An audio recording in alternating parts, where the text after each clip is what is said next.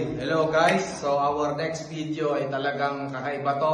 Ito ay dito sa pinagtatrabaho ng ating kababayan at the same time siya nangangalaga sa lugar na to. Ito ay bahay ng kanyang boss. Makikita niyo mga kakaibang collection, hindi to basta-basta collection dahil bibihirang tao lang ang nakakagawa nito. So, sundan niyo ako para ipakita ko sa inyo yung mga kaunting panimula. Pero tapusin niyo ang aking video para mas lalo kayo mag-enjoy.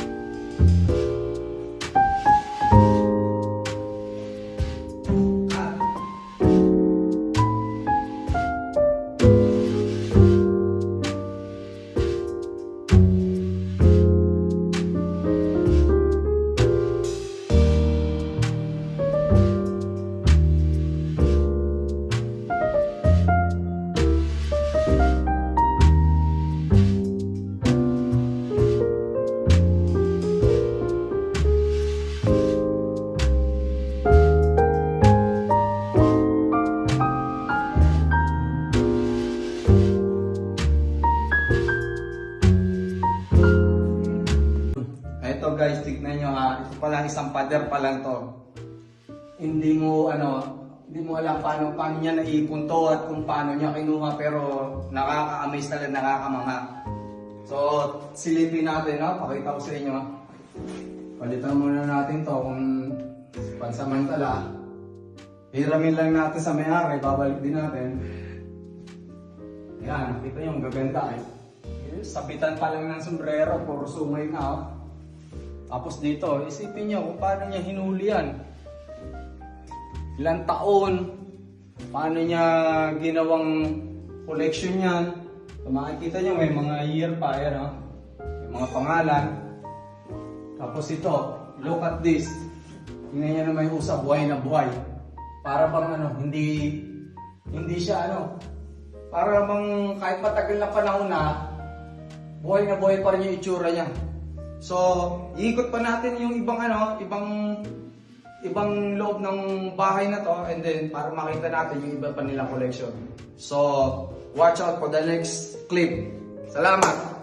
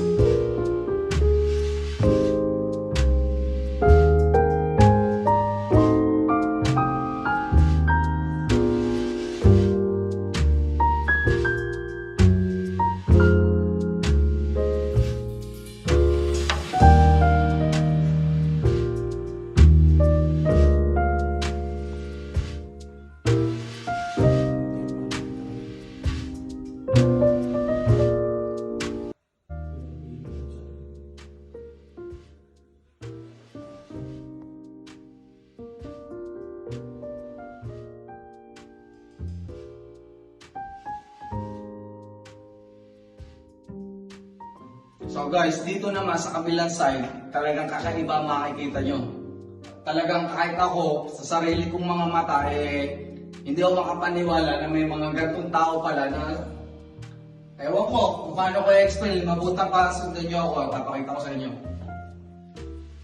Yan o, makikita nyo naman yan guys. Kung ano yung mga nasa paligid niya, talagang solid na mga collection. Mamaya, papakita ko sa inyo yung kanya-kanya. So, papasadahan lang natin ito hanggang doon sa dulo. Yan, no?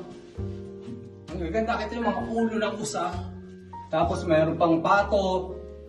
Iba't ibang klase ng mga Hindi mo na makikita to sana sa mga normal na kagubatan. Yan, ang ganda oh. O etong isang to, ano to ulo ng baboy damo to. Tapos ito yung pusa. Ang ganda, talagang solid. Mamaya, ipapakita ko sa inyo ang mga kanya-kanyang nila. Kanya-kanya siya. So hanggang doon na lang muna. Kahit panoorin nyo yung mga next clip. Maraming salamat.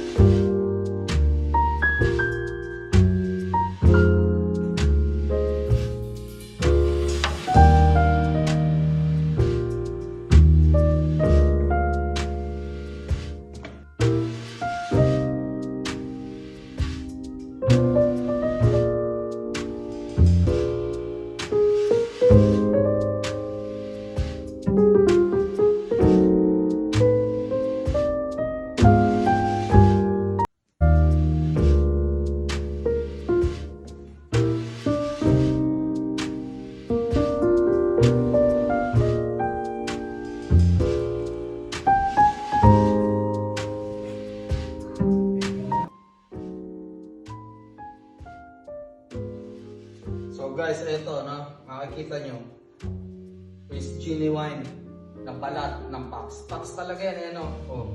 Balat siya, oh. Ito yung mukha niya, ito yung tenga. Ito yung mga niya, yung paa niya. Ito may mga kuko pa nga, oh. Tapos ito, yung talagang legit na balat ng tigre. Tigre, cheetah pala, sorry, this is cheetah. Tapos itong tinutuntungan ko, ito yung balat ng zebra. Genuine na balat ng zebra. Ito yung balahibo niya. Zebra yan guys. Walang walang halong pandaraya. Ito lang, hindi ko lang alam kung anong klaseng balat to, pero mukhang balat din ng hayop. Hindi na natin natanong si Kabayang Aser dahil busy siya doon sa silid.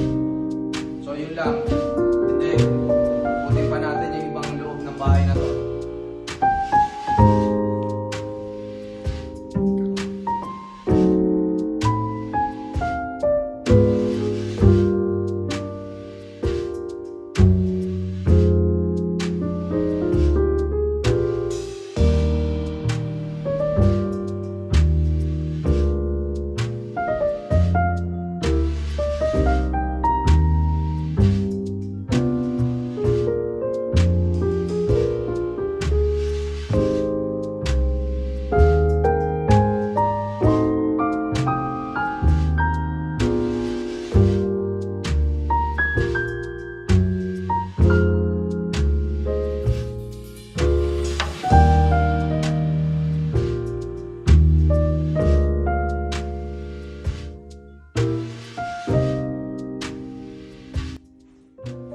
So nandito tayo sa panibagong silid na ito. Makikita nyo naman rito ay mga kakaibang uri rin ng hayop. Katulad na lamang ng ulo ng leon na nandito sa taas ko. Kung makikita nyo, isang mabangis na leon niya, yan ang hari ng kagubatan. Pero naandito siya ngayon at nananatiling nakangangalang. So papakita ko pa sa inyo yung mga ibang hayop na kasama nito. So watch out for my next video.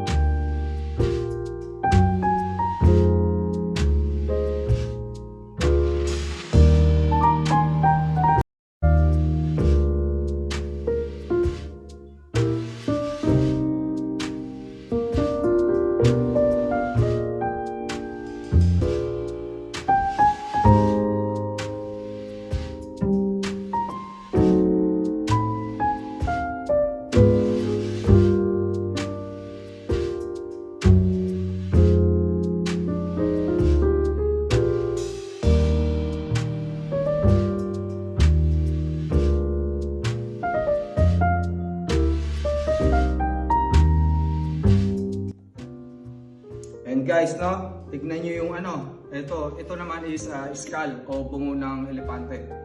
So, ito siya. Ang ganda. Pure ano ito, alam ko, ivory ang elepante. Then may mga konting ano rito, collection. Babalik na natin dahil mga importante ito, alam ko. Ako bilang collector, alam ko rin yan.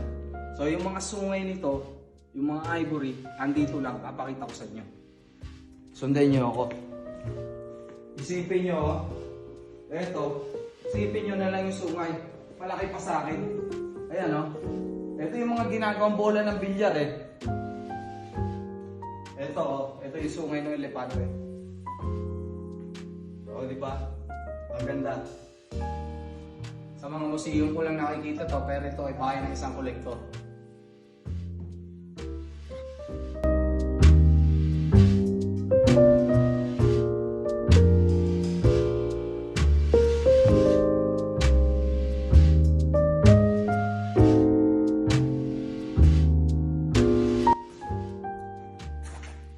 Ito guys is original na ano to, skull ng buhaya. Tignan nyo yung kamay ko. Mata lang ng buhaya. Tignan nyo yung ulo ko. Talagang ano, ngayon lang ako nakakita ng mga, imagine, buto pa lang to. Paano kung may mga laman pa yan? Tapos sundan nyo ako, ipapakita ko sa inyo yung katawan nito. Tara, nandito, nakasabit.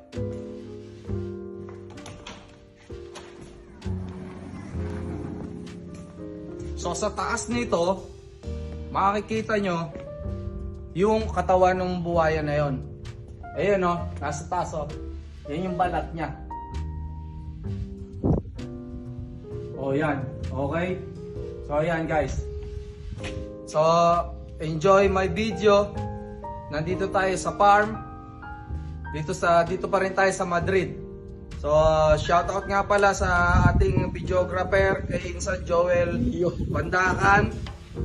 And then kay Kabayang Aser Flor.